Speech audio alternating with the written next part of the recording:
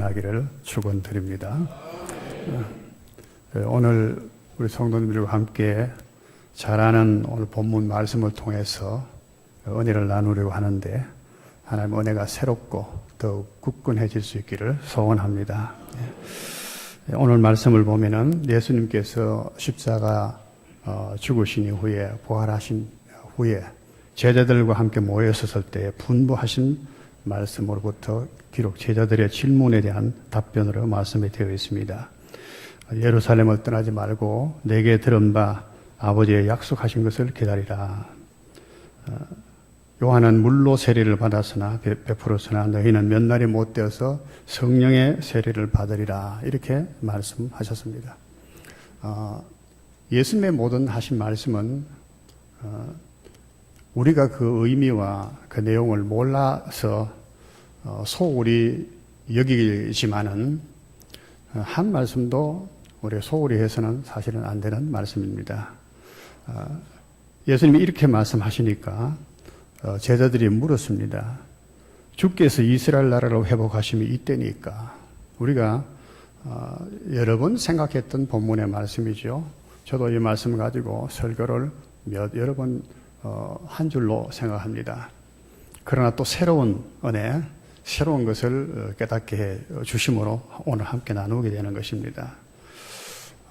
제자들이 이렇게 질문한 생각이 뭘까? 왜 이 질문을 했겠느냐? 우리는 능히 짐작할 수 있습니다. 주께서 이스라엘 나라를 회복하심이 이때입니까? 제자들은 예수님을 일찍이 몰랐지만 부르심을 받고 예수님과 함께 3년 동안 동행하면서 보고 듣고 배우고 그래서 예수님을 메시아 그리스도로 이렇게 믿고 예루살렘까지 따르게 되었습니다. 예루살렘에 오면은 큰 이제 영광을 얻을 줄로 생각하고 우리가 성경을 보면 그런 내용이 다 있잖아요. 그래서 예루살렘의 영광을 얻거든 하나는 주의 오른손에 하나는 왼편에 앉게 해주십시오. 이렇게 이제 요청한 사람도 생겨나고 예루살렘에 올라가면 큰 영광을 얻으리라 이렇게 생각을 했는데 뜻밖에도 예수님이 십자가에 죽으셨습니다. 그들이 아주 절망하고 낙심하고 한 것은 이루 말할 수 없겠죠. 예수님만 바라보고 그동안 3년 동안도 그랬고 지금도 예루살렘까지 왔는데 예수님께서 죽으셨단 말이죠. 그리고 이제 부활하셨어요. 제자들 앞에 나타나셨습니다. 제자들이 놀라기도 많아요. 놀랐겠지만은 기대도 얼마나 컸겠습니까? 누가복음 24장을 보면은 이 제자들의 심령을 잘 표현한다는 말이 있습니다. 그때 예수님의 제자들 중에 엠마오로 내려갔던 제자들이 있었는데 그들이 가면서 슬픈 빛을 떼고 슬픈 표정을 가지고 두 사람이 서로 주거니 받거니 이 얘기를 하고 간단 말이죠. 예수님께서 묻잖아요. 그 곁에 가셔서 너희가 무슨 이야기를 하느냐. 당신은 오늘날 예루살렘에서 된 일을 알지 못합니까? 예수님에 대한 얘기를 합니다. 우리는 그가 이스라엘 나라를 속량하실 분이라고 우리가 믿고 바랬습니다. 다른 말로 하면 메시아인 줄로 믿고 바랬다는 거예요. 그런데 이렇게 죽으셨습니다. 그러니까 그들의 슬픔과 절망은 말할 수 없어요. 그래서 슬픈 빛을 띠고 이제부터 어떻게 해야 될까 하는 그런 생각으로 이야기를 나누며 엠마오로 내려갔단 말이죠. 이것은 비록 두 사람의 얘기가 아니고 그 당시에 모든 제자들의 심령이 그랬을 것입니다. 그런데 예수님께서 부활하셔서 예루살렘을 떠나지 말고 이렇게 말씀하시니까 물은 겁니다. 이스라엘 나라로 회복하시는 것이 주께서 이제 부활하셨으니까 이제 모든 권능을 가졌었으니까 이스라엘 나라로 회복하시면 이때가 아니겠습니까?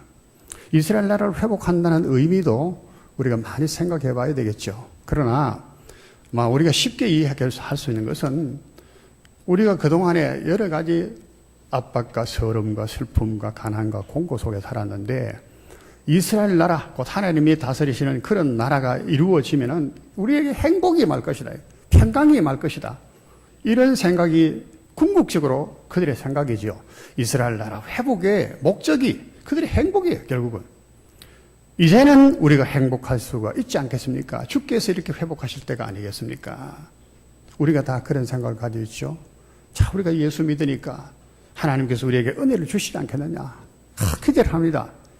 그런데 십자가 예수님이 죽으신 것처럼 마치 하나님께서 우리의 생각했던 대로 하지 아니하고 우리의 바랐던 기대가 무너졌을 때 우리는 믿음이 흔들리기 시작하는 겁니다.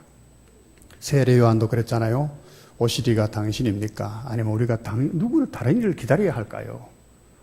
우리 믿음이, 우리는 다 소망을 가지고 있는 겁니다. 제자들이 예루살렘 예수님을 따라 올라왔을 때와 같은. 근데 이 기대가 무너지고 그들이 바라는 소망이 무너졌을 때 그때 방황하게 되고 엠마오로 내려가며 슬픈 얘기를 나누고 절망 속에 살아가게 되는 겁니다. 그런데 예수님은 오늘 여기에 중요한 답변을 주신 것입니다. 때와 기한은 아버지의 권한에 속했으니 너희의 알 바 아니요 했습니다. 때와 기한이란, 때와 기한에 대한 얘기를 또 많이 설명도 했을 겁니다만은 성경을 보면은 때와 기한은 모든 일이 이루어져 가는 것을 말합니다.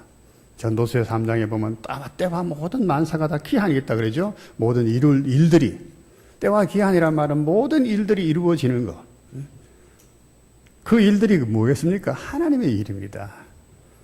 만사는, 만물은 다 하나님의 뜻대로 되는 것이죠. 작정대로, 섭리대로 그렇게 되어가지 않아요?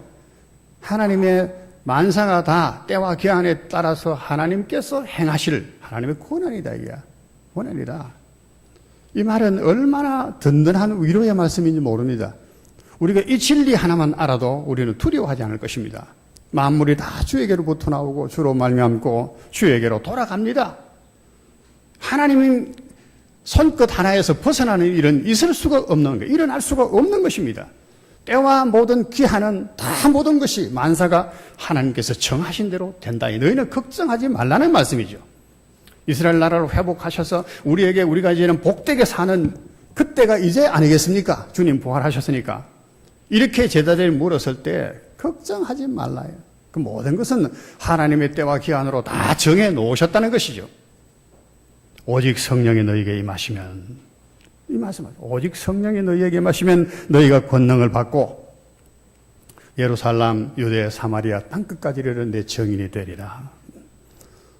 여기에 이 성령이 임하시면 했는데, 우리가 이제 우리 성경에는 항상 그런 부분이 잘 드러나지 않습니다만은, 오직 우리 번역했는데, 헬라 성경에는 알라라는 뜻입니다. 알라. 그러나, 그럼에도 불구하고, 하나님의 권한, 때와 기한 하나님의 권한에 다 두셨지만은, 그럼에도 불구하고, 성령이 너희에게 임하시면은, 너희가 권능을 받는다, 이거. 근데 성령도 그냥 성령이 아니고 그 성령이야. 투 하기오스 피누마토스 헬라 말로는 그 거룩한 영이 너희에게 임하시면, 그 말 그대로 번역하면은 그 거룩한 영이 너희에게 임하시면, 이 그라고 하는 관사, 그렇죠? 항상 관사라는 것은 어떤 명사 앞에 붙어서 그것의 어떤 단수나 복수나 남성이냐 여성이냐 그 성격들을 다 결정하는 것이죠. 그 성령이라고 했으면은 그 성령은 무엇을 가리키는가? 이미 제자들이 알고 있다는 말입니다. 내게 들은 바 아버지의 약속하신 것, 이 말씀 속에도 나타나지만은 그들은 예수님께서 그로부터 성령에 대한 말씀을 들었고 아버지의 약속하신 말씀에서도 그 말을 너희가 듣고 알고 있지 않느냐. 그 성령이 너희에게 임하시면은 그래. 모르는 것이 아닙니다. 그런데 이 제자들은 아직도 그것에 대해서 관심이 별로 없었던지 몰라요. 예수님이 지금 부활하신 이후에도 그랬지만 부활하시기 전에도, 죽으시기 전에도 요한복음 14장부터 16장에 보면은 예수님께서 이제 그 죽으시는 것을 앞두고 제자들에게 말씀하잖아요. 너희는 마음에 근심하지 말라. 잘 아시죠? 하나님을 믿으니 또 어떡하라고요? 또 나를 믿으라. 왜 그 말씀을 하셨을까요? 너희가 아버지께서 약속하신 그 약속을 듣지 않았냐? 또 내게 나를 통해서 그 말을 듣지 않았냐? 하나님을 그러므로 믿고 나를 믿음으로 너희는 마음에 근심하지 말라. 14장에서부터 16장까지는 근심하지 말라고 하시면서 하신 말씀이 내가 가는 것이 너에게 유익하고 가면은 보혜사를 너에게 보내겠다. 그 보혜사가 어떻게 하실 것인가 하는 것을 쭉 설명하는 말씀이 나옵니다. 요한복음 14장, 16장 두 장에서 15장은 포도나무의 비유를 이야기하신 것이고요. 예수님이 이렇게 그 자신이 말씀하셨어요. 그러나 예수님의 이 말씀은 예수님만 하신 것이 아니고 아버지께서 말씀하신 바, 약속하신 바예요. 예수님이 그저 독단적으로 말씀하신 것이 아니고 아버지께서 약속하신 것을 예수님은 다시 확정해서 말씀해 주신 것입니다. 이중적이라고 말해요. 이중적. 이것은 확실한 것입니다. 하나님께서 말씀해 주신 것은 구약 성경에 여러 곳에 나와 있습니다. 그래서 오순절에 성령이 오셨을 때 사도 베드로가 설교하잖아요. 술 취했다고 사람들이 이상한 소리를 막 하고 방언을 하고 이렇게 하니까 술 취했다고 사람들이 비난했을 때에 술 취한 것이 아니고 이 일은 하나님께서 요엘을 선지자를 통해서 하신 말씀이 오늘날 임한 것이다. 요엘서 2장 28절의 말씀을 인용해서 말세에 내가 내 영을 남종과 여종에게 부어주리니 하신 말씀을 이제 설교로 쭉 하잖아요. 그 사도행전 2장에 가면은. 그렇죠? 성령이 임하신 요엘서에서 하나님께 요엘 선지자를 통해서 그 말씀을 하신 것입니다. 요엘 선지자를 통해서만 그렇게 말씀하신 것이 아니고 에스겔서, 예레미야서 여러 하나님의 선지자 종들을 통해서 하나님께서 하나님의 성령, 영을 보내주실 것을 누누이 말씀하신 거예요. 하나님의 계획 속에 다 되어 있는 것입니다. 예수님은 지금 이 시점에서 가장 중요한 거, 중차대한 일, 모든 문제의 해결점이 어디에 있는가? 성령이 너에게 임하셔야 된다는 거예요. 성령이. 내가 가는 것이 유익하다. 그래서 제자들은 예수님이 항상 옆에 계시는 게 좋을 줄로 생각했습니다. 그 당시 때는. 그러나 예수님은 내가 아버지께로 가는 것이 유익하다는 거예요. 가면은 보혜사가 오신다는 거예요. 가지 않으면 보혜사가 오시지 않는다는 거예요. 보혜사가 오신다. 우리는 여기에서 성령이 임하시는 이 말씀이 그때 그 시대에 해당되는 말씀이 아니고 오늘 우리들에게 있어도 동일하게 해당된다는 말씀입니다. 왜요?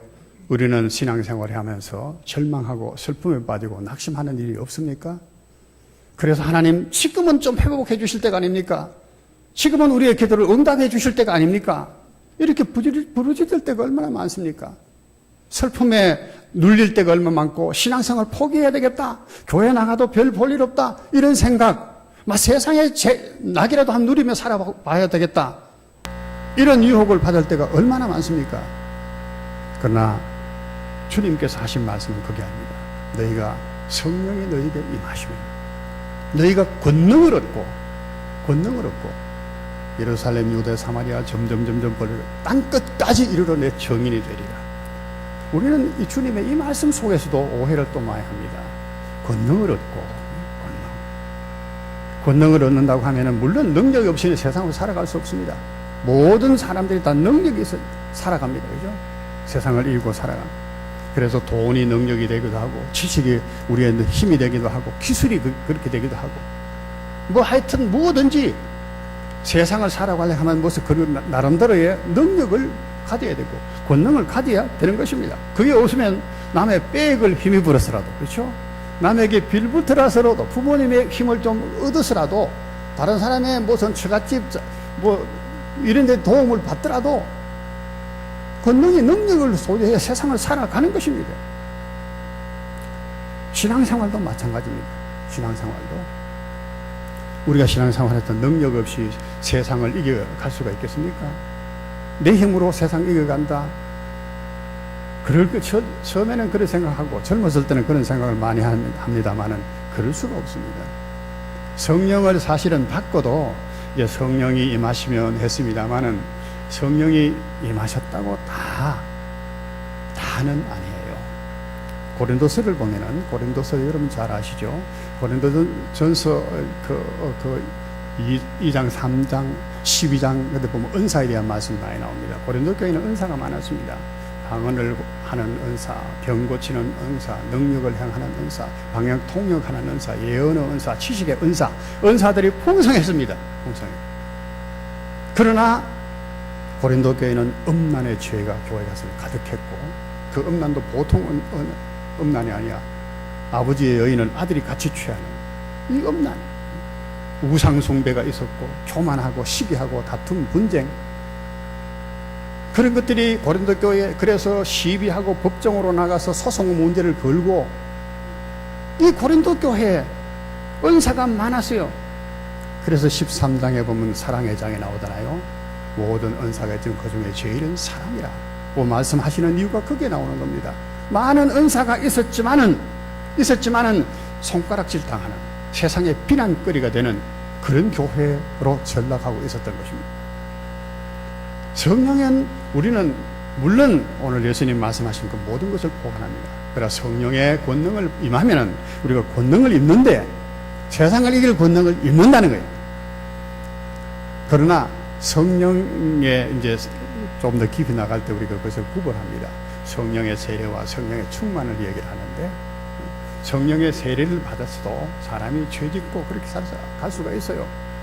그래서 성령의 충만을 받아라 그렇게 말씀을 하시는데 성령에 어쨌든 우리는 권능을 얻어야 세상을 살아갑니다. 이 권능은 그래서 이제 세상적인 권능으로 자꾸 오해를 해요. 또는 신앙적인 권능이라도 병 고치고 뭐 방언하고 이런 권능, 이런 은사들 자꾸 은사로 생각하는데 그것이 사실은 권능은 아닙니다. 여기에 땅끝까지 이르는 정인이 되리라 하니까 땅끝까지 나가서 복음도를 가서 선교하고 복음 전도하고 이것이 정인 되는 거라고 우리가 또 오해를 해요. 그래서 우리는 이런 것은 별로 우리에게 맞지 않다. 나는 땅끝까지 정갈 사는 선교사 될 사람도 아니고 뭐 목사 될 사람도 아닌데 뭐 이 성령을 꼭 받아야 될 건 아니지 않느냐, 이런 생각을 할 수도 있는 겁니다. 이 정인이 된다는 것은 그런 말씀이 아니에요. 방금도 고린도 교회에만 이야기했지만은 고린도 교인들이 그렇게 살아갈 때 그 사람들을 보면서 세상에 복음이 증거가 되겠습니까? 예수 믿느니 내 발바닥을 믿으라. 옛날에 사람들이 그런 소리 많이 했거든요. 예수 교회를 비난할 때 예수 믿느니 내 발바닥을 믿으라. 하는 일들이, 교인이 하는 일들이 개차반이라는 거예요. 하나도 유익이 되지 않고 그리스도를 드러내고 그리스도를 뭐 보여지는 정인의 모습이 없다는 것이죠.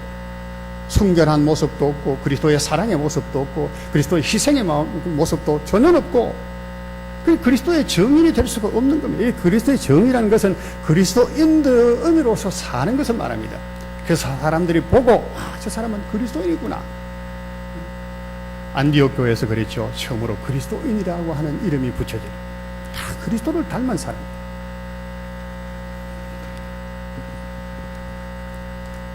그래서 이 성령이 임하시면은 바로 이런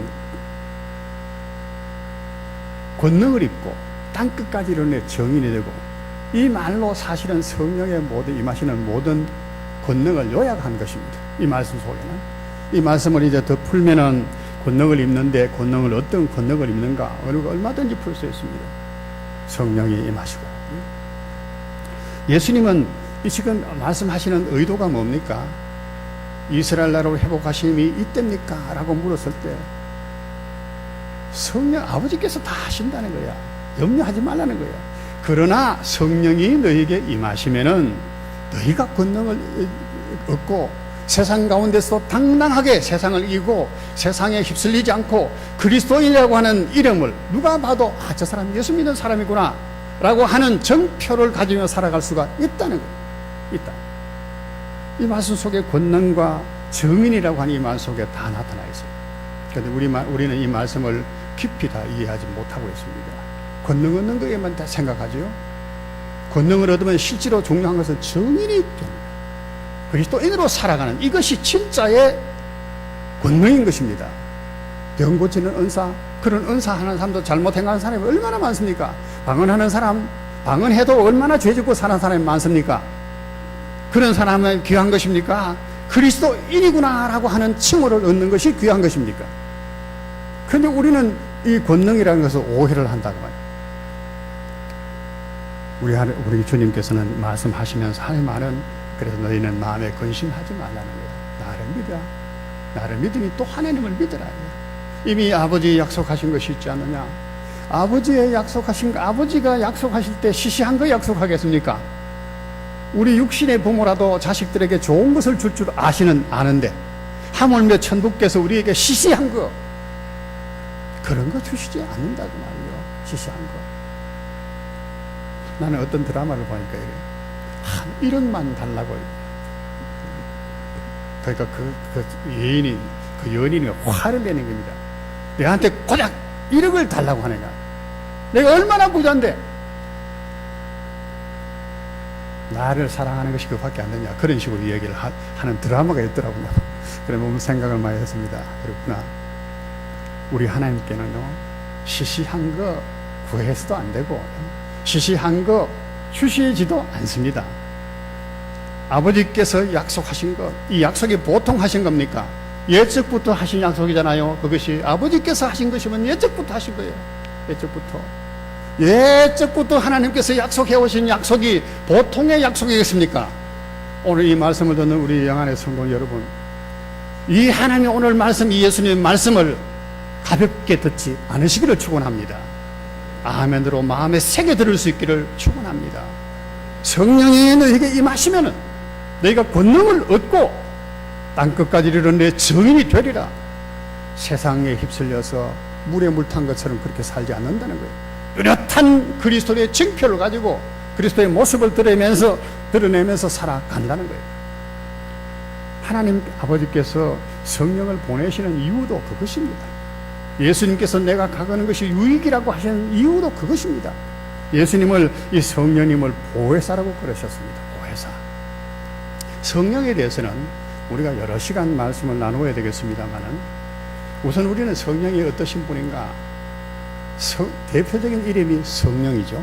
제3위의 하나님, 성부 하나님, 성자 하나님, 성령 하나님이죠. 제3위의 하나님이십니다. 모든 것이 동등하신 하나님이죠. 성부께서 만물을 다 주장하신다고 하면은 성령께서 동등한 권세를 가지신 분입니다. 우리는 그 성령의 이름이나 그 상징을 통해서 그분이 어떤 분인가 하는 것을 우리가 알기 쉽게 성경을 통해서 하나님께서 말씀해 주십니다. 성령에 대한 이름을 보면은 첫째 우리가 잘 아는 것은 성령이에요. 성령. 그 다음에 우리 잘 아는 것이 뭡니까? 보혜사입니다. 그렇죠? 예수님께서 요한복음 14장에 하나씩 내가 가면 보혜사를 내게, 보혜사는 우리를 보호해주고 도와주시는 분이다, 그런 말. 우리를 보호해주시고 도와주시는 보혜사. 여러분, 이 보혜사, 우리를 도와주시는 분, 세상에 이런 사람이 있어도 참 행복한데, 하나님이 우리를 도와주시고 우리를 보호해 주신다면 이거보다 든든한 것이 어디 있습니까? 예수님은 그래서 성령님을 보혜사라고 표현을 했습니다. 그분은 또 진리의 영이라고도 말씀하셨어요. 요한복음 14장 16장을 집에 가셔서 또 다시 읽어보십시오. 그리스도의 영이라고도 말씀하셨습니다. 하나님의 영, 여호와의 신, 여러 가지 말씀으로 많이 말씀하셨어요. 그분에 대해 상징적으로 나타내는 것이 있는데, 바람이다, 생기다, 물이다, 불이다, 기름이다, 여러 가지 모습들을 많이 했거든요. 그래서 물을 구약시대에 물을 뿌리고 불을 태우고 재물을 태우고, 이거 다 성령을 상징한 거예요. 하나님의 성전에 갈 때 촛불을, 등불을 켜야 되는데, 그 레위의 두 아들들이 다른 불을 가져갔죠. 집에서는 부엌에 있는 불을 가지고 그 성전에 불을 켜려고 하다가 죽임을 당했잖아요. 그 불이 무엇인지도 모르고, 지금 하나님께서 가르친 불이 무엇인지도 모르고 하나님 앞에 나아가서 기도드린다, 그 말이죠. 그러다가 적사했습니다. 하나님께 쳐 죽여버렸습니다. 레위의 두 아들들. 잘 아시다요. 보통 불이 아니라, 기름도 보통 기름이 아닙니다. 하나님께서 상세하게 그 소재들을 마련해서 이렇게 만들어, 거룩한 기름을 만들어서 이것을 등잔불에 사용해라. 기름. 이 기름을 가지고 부어라. 선지자에게 붓고, 왕을 세울 때도 붓고 기름. 바람같이 불고, 바람이 폭풍이 불고. 구약성경이나 신약성경에도 심지어 이렇게 말씀하셨겠죠. 예수님께서도 니고데모에게 바람이 임의로 불되 어디서 와서 어디로 가는지 알지 못하지만 성령으로 난 사람도 이와 같다. 성령을 말씀 비유해서 한대요. 자, 이것들은 다 성령님이 어떠신 분인가, 어떤 성격을 가지고, 엄수 풍성을 가지고 어떻게 역사를 하시고 하는 것들을 표현하기 위해서 보여주신 말씀들, 상징들이고 이름들인 겁니다. 보혜사. 그래서 요한복음 그 14장에 보면 이 성령께서 하나님께서 보내실 때는 다 이유가 있죠. 이유가 목적이 있지 않겠어요? 성도들, 하나님의 자기 백성들을 도우라고, 보호하라고 보내지는 것인데, 그 어떻게 보호하시는가, 도우시는가 하는 거예요. 성경에 많이 나와 있어요. 다 말씀드릴 수 없어요. 너무 많아서. 하나님께서 안 하시는 게 뭐 있습니까? 만물이 다 그에게 맞물리는 것이 무엇입니까? 골로새서 1장에 보면은 보이는 것이나 보이지 않는 것이나 하늘에 있는 것이나 땅에 있는 것, 지금에 있는 것이 장래에 있는 것이나 모든 것이 다 만물이라 해요. 그 모든 것을 포함해서 그 만물이 다 주에게로부터 나오고 주로 말미암고 주에게로 돌아가는 이 일을 주님께서 하시는 거예요. 주인이시라는 거예요. 근데 그 어느 것을 우리가 오늘 이 시간에 이야기할 수 있겠습니까? 시간이 부족한 거예요. 또 다 알지도 못하고 그 하시는 일들이. 그러나 예수님의 말씀을 우리 근거로 해서 세 가지만 말씀드리면, 성령께서 우리에게 임하시면 그분은 우리 안에 거하신다. 그 우리 안에 내주하시는 성령, 우리 안에 계시겠습니다.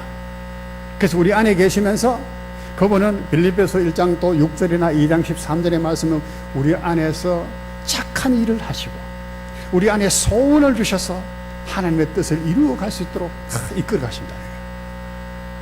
기억들 나십니까? 우리 안에서 착한 일을 시작하시니까 그래서 예수의 날까지 그걸 이루실 줄을 확신한 거라. 우리 안에 계시니까 우리에게 마음의 소원을 두사 하나님의 뜻을 이루어가게 하신다. 참 놀랍습니다.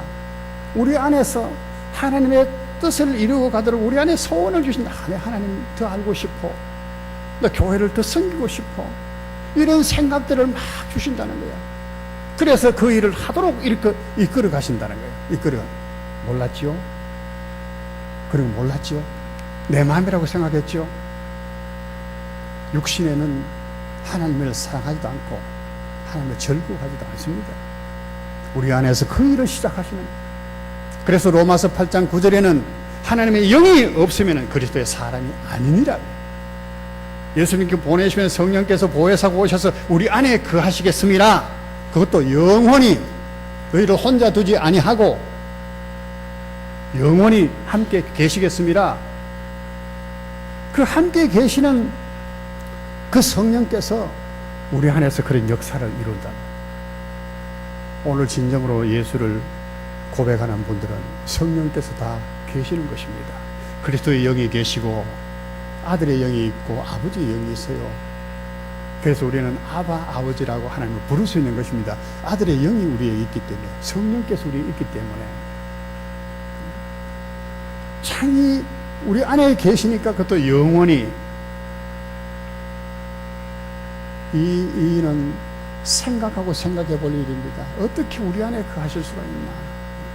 온갖 것 다 영이 우리 육신 안에 육구 안에 거하는 것 같이 우리 어머니가 그 모태 속에 아이를 잉태하는 것처럼 성령께서 우리 안에 계시고, 성령이 계시면 예수 그리스도께서 그 안에 계시고 성부 하나님께서 그 안에 계셔서 삼위 하나님이 내 안에 계시는 거예요. 놀라운 사실입니다. 놀라운 사실. 이것은 생각도 상상하기도 어려운 일입니다. 어떻게 그런 일이 있을 수 있느냐, 그렇게 생각할 수 있어요. 그래서 영원히 함께 계시는 거예요. 그래서 동행, 동거, 동행, 참 너무 귀한 말 하네요. 우리 이번에 수련회도 보니까 함께 갑시다.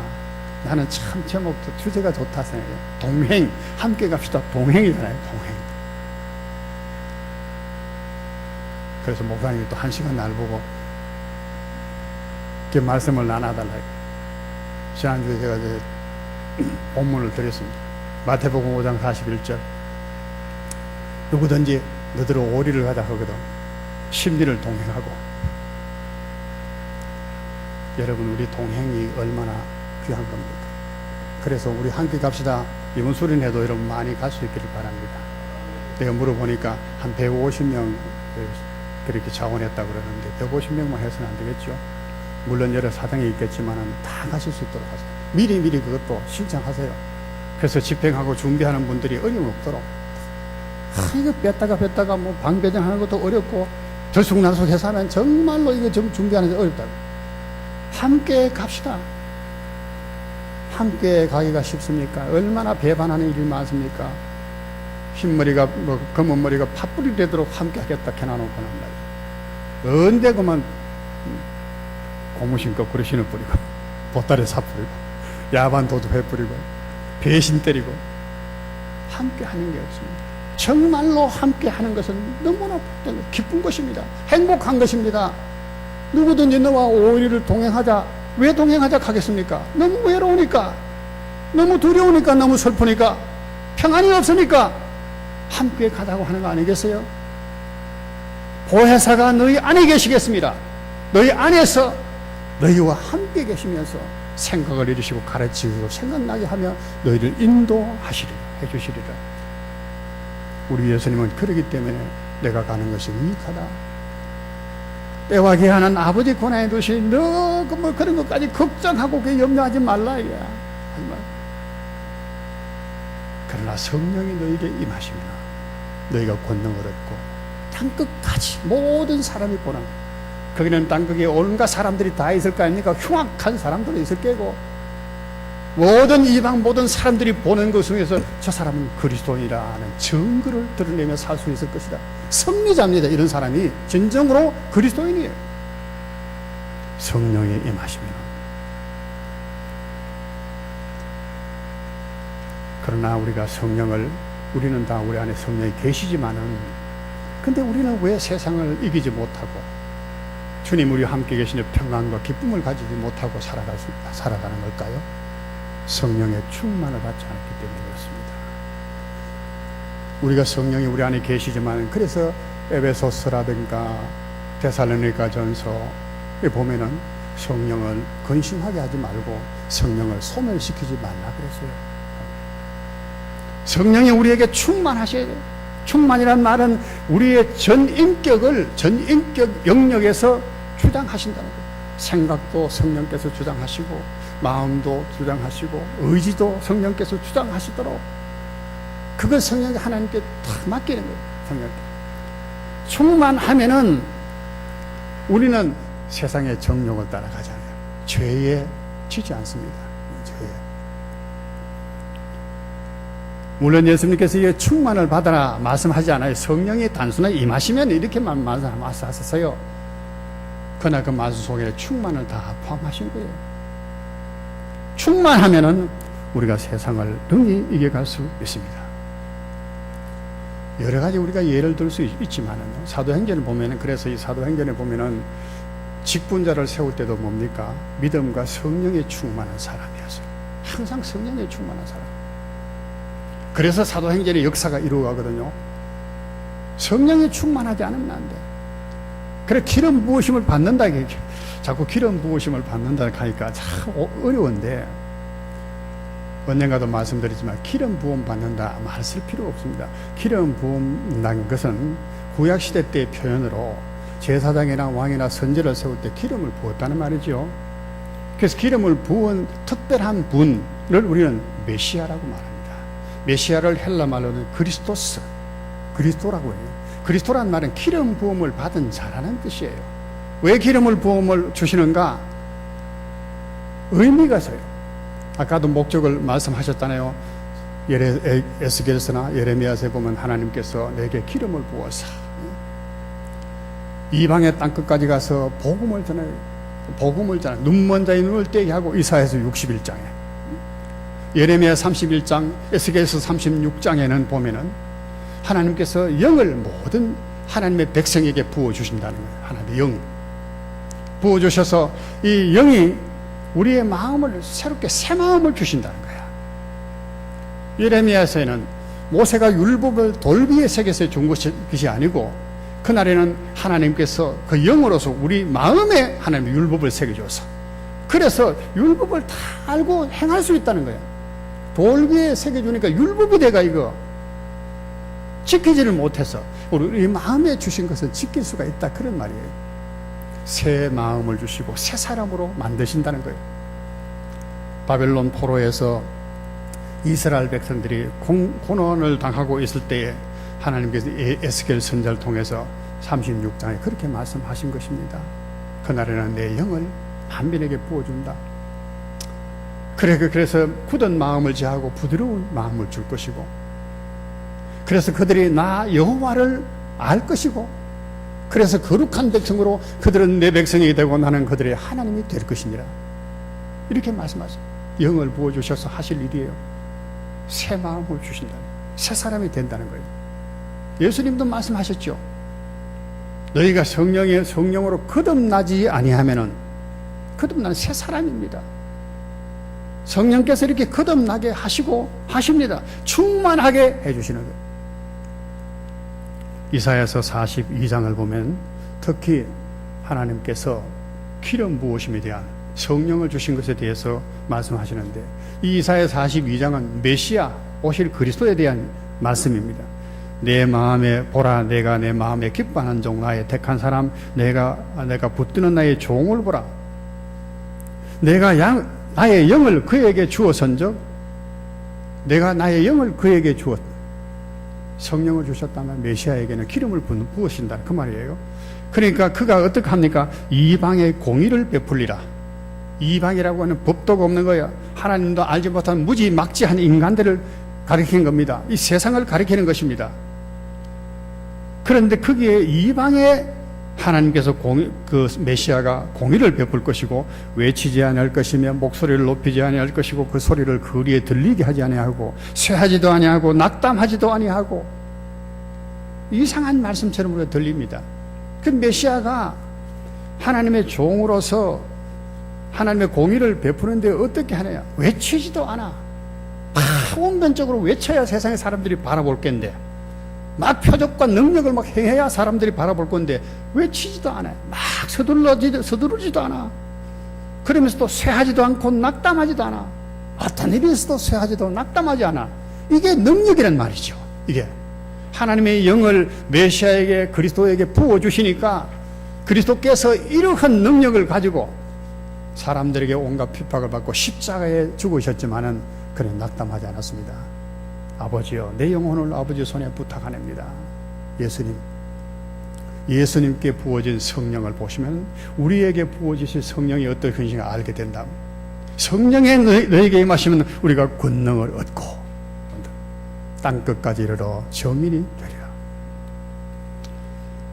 사랑하는 성도 여러분, 저는 참 이제 나이가 점점 들어가면서 또 몸도 좀 역하다 하는 것을 느껴가면서 참 하나님 앞에 어떻게 살아야 되는가 라는 생각을 많이 하게 됩니다. 얼마 전에는 내가 그 페이스북을 보니까 우리 이제 1회 합신 1회 동기들 중에 한 사람이 조기 은퇴를 하는가 봐. 이제 다들 나보다는 나이가 좀 어린 사람들이에요. 근데 이제 조기 은퇴를 했는데 58에 은퇴를 하는가 봐. 그러니까 이제 후배가 누가 묻더래. 목사님, 와, 조기 은퇴를 하십니까? 아니, 그가 이제 이렇게 말했다는 거예요. 나는 내 지식을 가지고, 내 교만을 가지고, 내 주장대로 목회를 했는 것 같다. 그래서 하나님의 은혜를 얼마나 제한하는 것 같다. 자기 고백이요.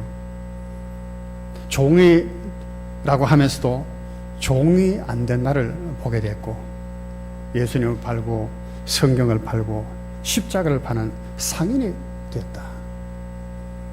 그래서 이 짐을 빨리 벗고 싶다. 그래서 일찍 은퇴한다. 이런 얘기 했대요. 참나 그 얘기 들으면서 참 고맙다. 그런 생각, 늦었지만은 참 고맙다. 그런 생각을 했습니다. 언젠가 말씀드리지만은 이름 있는 한 목사님이 병원에 이제 아주 입원해 있을 때 교단의 중직들 다 그래도 다 우선 총무고 뭐 이런 분들이 문안을 가서요 여러 가지 말씀을 하는 중에 목사님 덕담을 하나 해주십시오. 이러니까 그 목사님 하신 말씀이 침상에 누워서 목사님들 예수 잘 믿으십시오 그랬다는 거예요. 목사님들이 예수님 설교하고 있는 사람인데 그 목사님을 향해서 목사님 예수 잘 믿으십시오 라고 했다는 거예요. 설교를 어떻게 하느냐, 목회를 어떻게 하느냐 중요한 것이 아닙니다. 목사가 얼마나 정말로 그리스도의 증인이 되느냐, 증인이 되냐. 우리가 하나님 앞에 어떻게 사느냐, 성령으로 사느냐, 이게 중요한 것이에요. 이게 없으면 아무것도 아니야. 세상의 그저 자랑, 세상의 정욕, 육신의 정욕, 그것을 쫓아서 사는 것밖에 안 돼요. 요한일서에 보면 이 세상을 사랑하지 마라. 이 세상을 사랑하는 사람은 그 속에 하나님의 사랑이 거하지 아니한다. 우리는 세상에 속하지 않은 사람입니다. 근데 왜 세상에 속해서 세상의 사람들이 추구하는 세상의 정욕, 안목의 정욕, 이성의 자랑을 쫓아서 그것 때문에 슬퍼하고 근심하고 살아가느냐 이겁니다. 세상을 이길 수 있는 세상의 무언가를 제대로 보여주는 성령이 계시지 않기 때문에, 성령이 잠잠하시기 때문에 거기에 눌린 거예요. 성령이 그것을 보여주시면 우리 고난도 절구하는 겁니다. 아, 하나님께서 내게 이 고난을 주셨구나. 할렐루야. 하나님께서 이 짐을 내게 맡겨주셨구나. 하나님을 찬송하리로다. 욥처럼. 그렇죠? 근데 그게 아니면 절망해버려요. 하나님이 어떻게 해서 내 소원, 내 무엇을 안 들어주시느냐. 이런 분연만 하고 있고 그리스도인답게 살아가지를 못합니다. 예수님의 오늘 이 말씀은 그래서 중요한 것입니다. 우리는 그래서 예수님 오늘 말씀처럼 하신 예루살렘을 떠나지 말고 기다리라. 어떻게 우리가 성령의 충만을 받을 것인가? 성경에 여러 가지 말씀 많이 하셨습니다. 여기 기다리라 하는 말씀 한 가지만 말씀을 드리고 마쳐야 되거든. 시간이 그렇게. 기다리라. 기다린다는 말이 뭘까요? 뭘까?